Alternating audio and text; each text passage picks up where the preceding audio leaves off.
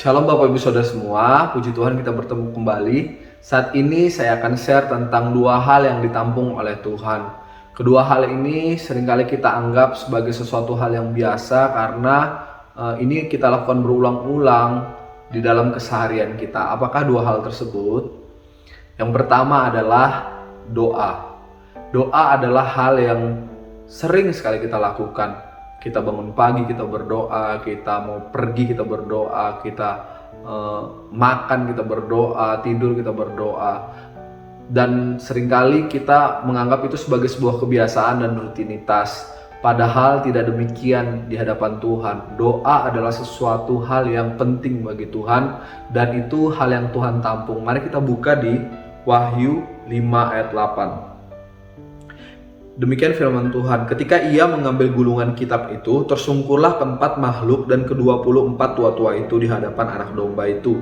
Masing-masing memegang satu kecapi dan satu cawan emas, penuh dengan kemenyan. Itulah doa orang-orang kudus. Dikatakan firman Tuhan, doa orang-orang kudus itu ditampung oleh Tuhan, penuh di hadapan Tuhan.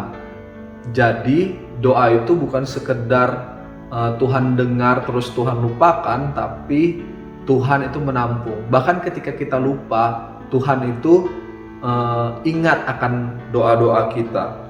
Ada berbagai jenis doa, diantaranya doa meminta, doa bersyukur, bersyafaat, doa dengan otoritas dan lain-lain. Tapi kali ini saya memfokuskan kepada doa meminta. Seringkali hari-hari ini kita anti dengan meminta karena kita selalu beranggapan bahwa ketika kita meminta, masa hanya datang pada Tuhan hanya meminta saja.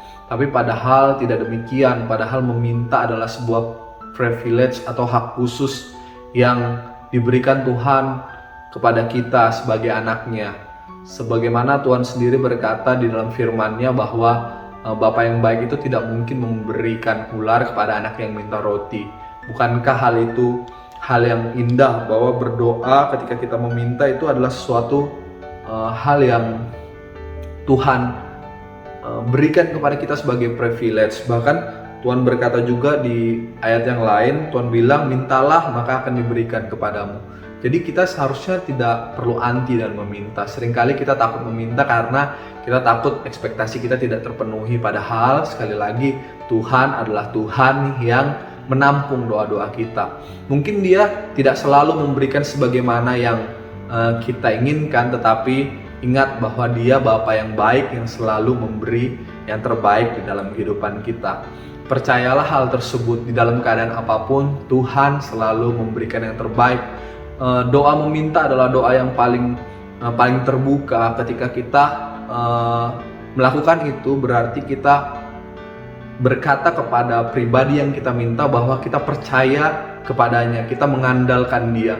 Kita tidak mungkin meminta kepada pribadi atau orang yang tidak bisa memenuhi permintaan kita, bukan?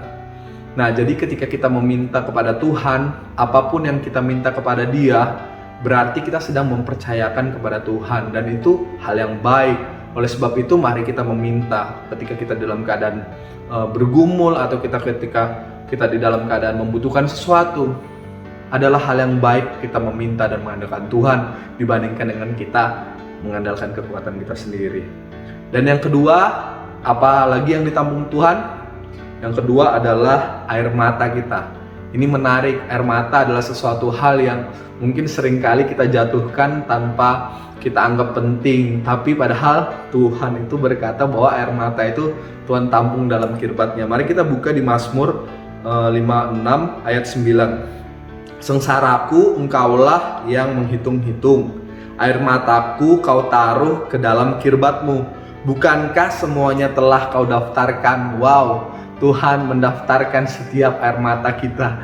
Saudara, air mata itu bukan sesuatu hal yang biasa. Mungkin orang dunia berkata ketika kita menangis itu adalah sebuah kelemahan, tapi tidak demikian dengan Tuhan. Tuhan berkata bahwa Dia mendaftarkan setiap air mata. Jadi ketika kita mengalami lembah kelam atau mengalami masa-masa sukar, bahkan seperti sekarang mungkin kita masih bergumul dalam pekerjaan, bergumul dalam pasangan hidup, bergumul dalam kehidupan, dalam ekonomi, dalam sisi manapun, ingat bahwa ketika kita meneteskan air mata oleh keadaan itu, Tuhan tidak pernah sama sekali menganggap hal itu adalah hal yang biasa. Tuhan menganggap itu spesial. Sekalipun orang berkata itu tanda kelemahan, tidak demikian dengan Tuhan. Itu adalah tanda kita berani menghadapi kehidupan, berani menghadapi kenyataan dengan terus senantiasa mengandalkan Tuhan. Jadi ketika kita perlu menangis, it's okay untuk menangis, tidak masalah untuk menangis ketika kita menghadapi apapun, asalkan kita tetap mengandalkan Tuhan di tengah keadaan apapun. Yesus sendiri pernah menangis, dan menangis adalah sesuatu hal yang manusiawi.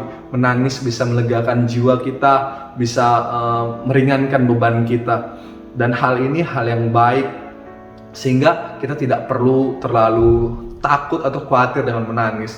Mari kita apa adanya di hadapan Tuhan. Ketika kita menangis, Tuhan mendengar, Tuhan mencatat tangisan kita. Ya, dua hal ini yang Tuhan tampung. Dua hal ini hal yang mungkin biasa sekali kita lakukan, tapi tidak demikian di hadapan Tuhan. Tuhan menampung doa kita, Tuhan menampung air mata kita. Oleh sebab itu, mari kita selalu mengandalkan Tuhan di dalam kehidupan kita. Karena hal-hal ini begitu indah. Bukankah indah ketika kita hidup di dalam Tuhan? Hal yang kita anggap sepele pun Tuhan anggap itu adalah penting karena kita berharga di matanya. Demikian yang saya sharekan. Tuhan Yesus memberkati.